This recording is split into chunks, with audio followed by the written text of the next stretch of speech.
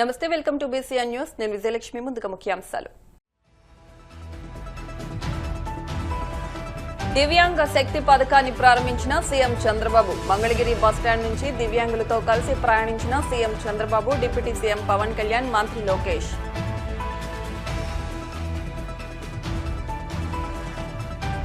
ఖరీఫ్ ప్రారంభానికి ముందే నీటి పారుదల వ్యవస్థలను సన్నద్దం చేయండి. జలవనరుల శాఖ, ఇంజనీరింగ్ అధికారులకు మంత్రి నిమ్మల ఆదేశం.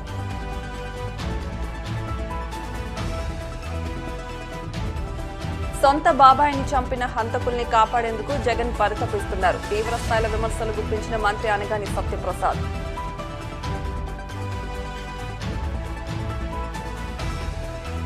వ్యవసాయం దండగా అనే ఆలోచనతోనే సీఎం చంద్రబాబు పాలన సాగిస్తున్నారు. తీవ్రస్థాయిల విమర్శలు గుప్పించిన మాజీ మంత్రి సాకేత్ శైలజానాథ్. దివ్యాంగ శక్తి పథకాన్ని ముఖ్యమంత్రి చంద్రబాబు ప్రారంభించారు. ఈ పథకం ద్వారా రాష్ట్ర వ్యాప్తంగా దివ్యాంగులకు ఆర్టీసీ బస్సుల్లో ఉచిత ప్రయాణ సౌకర్యం అందుబాటులోకి వచ్చింది. మంగళగిరి బస్టాండ్ నుంచి దివ్యాంగులతో కలిసి ముఖ్యమంత్రి చంద్రబాబు, డిప్యూటీ సీఎం పవన్ కళ్యాణ్, మంత్రి లోకేష్ బస్సులో ప్రయాణించారు. మంగళగిరి నుంచి పెనుమాక వరకు సుమారు 11 కిలోమీటర్ల మేర దివ్యాంగులతో కలిసి నేతల ప్రయాణం కొనసాగింది. ఈ సందర్భంగా దివ్యాంగులతో నేతలు సరదాగా సంభాషించారు. వారి బాగోగులు, వారికి అందుతున్న సంక్షేమ పథకాలపై వివరాలు అడిగి తెలుసుకున్నారు.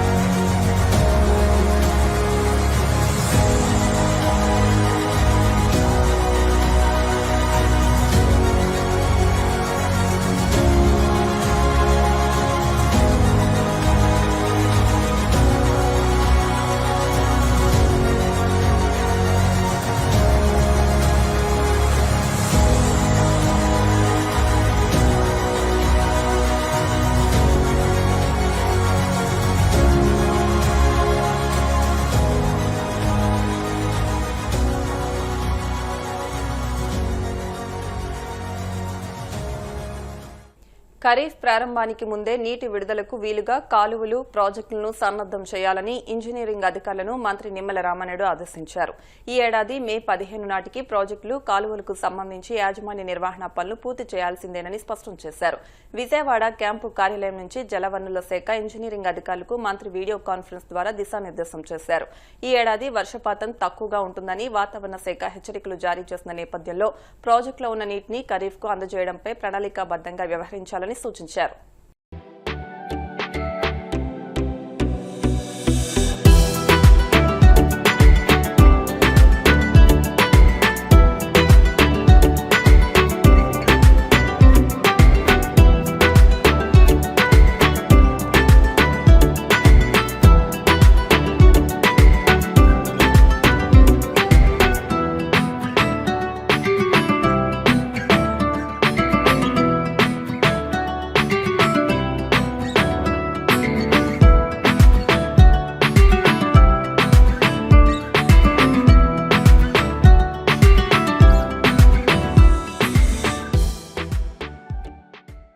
వైఎస్ వివేక హత్యలు నిజం దాచేందుకు వైసీపీ తప్పిస్తోందని, తప్పులు చేసి దొరికిపోయిన తర్వాత కూడా అడ్డుగోలుగా అబద్దాలు ఆడుతున్నారని మంత్రి అనగాని సత్యప్రసాద్ అన్నారు. మంగళగిరి టీడీపీ కేంద్ర కార్యాలయంలో ఆయన మీడియాతో మాట్లాడారు. చెల్లి బాధపై స్పందించిన జగన్ ప్రధాన నిందితుడితో విలేకరుల సమావేశం పెట్టించడం దుర్మార్గమన్నారు. సొంత బాబాయిని చంపిన హంతకుల్ని కాపాడేందుకు జగన్ పరితపిస్తున్నారని, సునీతని నిందితురాలిగా చేసేందుకు ప్రయత్నించడం దుర్మార్గమని మండిపడ్డారు. వైఎస్ వివేకానంద రెడ్డి గారి హత్య ఆ కేసు దేశాన్ని కుదించేసింది. ఏదైతే నిజం రావటం కంటే కూడా నిజాన్ని దాచిపెట్టడం కోసం ఎలా అల్లాలో అందరూ కూడా మనం చూపిస్తా ఉన్నారు. అందరూ కూడా మనకి మొన్న ఉదయం మనం చూసాం.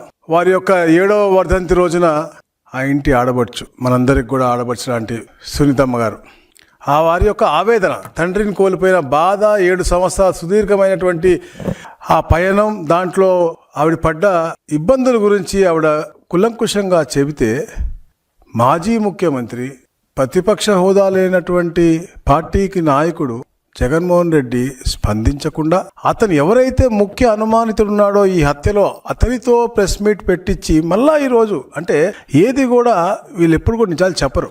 అబద్ధాల పునాదులను పుట్టినటువంటి పార్టీ, అబద్ధాలు చెబుతూ జీవిస్తున్నటువంటి పార్టీ, సొంత బాబాయ్ అంత క్రూరంగా హత్యకు గురైన విషయం తెలిసి ఆ రోజున ఎన్ని రకాలుగా మార్చారో మాటలు మనందరం కూడా చూసాం.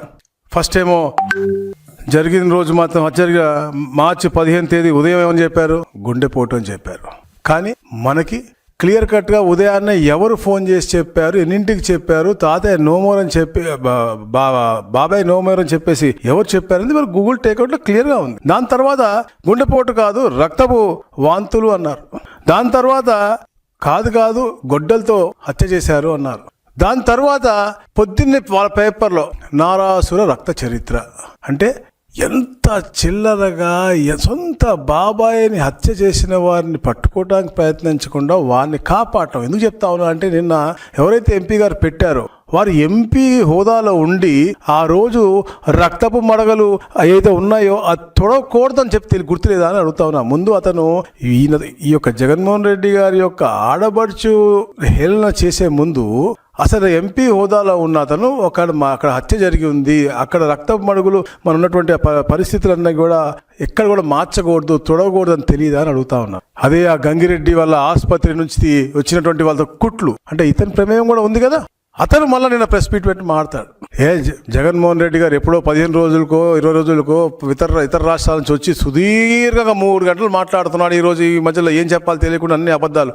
ఈ యొక్క బాబాయ్ హత్య నిజాలని బయట పెట్టడం బాధ్యత కాదా నేను అడుగుతా ఉన్నా. ఎందుకంటే ఆ రోజు మనం చూసాం, ఎన్నో వీడియోలు ఉన్నాయి, మేము చూపిస్తా వీడియోస్ కూడా. ఎందుకంటే బెంగళూరులో ఏదో ఆస్తి తగాదా కోసం గొడవైంది, లేకపోతే మనకి అక్రమ సంబంధాల మూలంగా అయ్యింది, ఎవరైతే ఒక బాధితున్న సునీల్ యాదవ్ వాళ్ళ తల్లితో సంబంధం ఉందని చెప్పారు.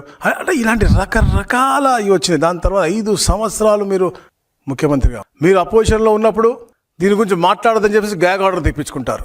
రాష్ట్ర ప్రభుత్వం నమ్మకం లేదు, సిబిఐ కావాలంటారు. ప్రభుత్వం రాగానే మాకు సిబిఐ వద్దు అంటారు.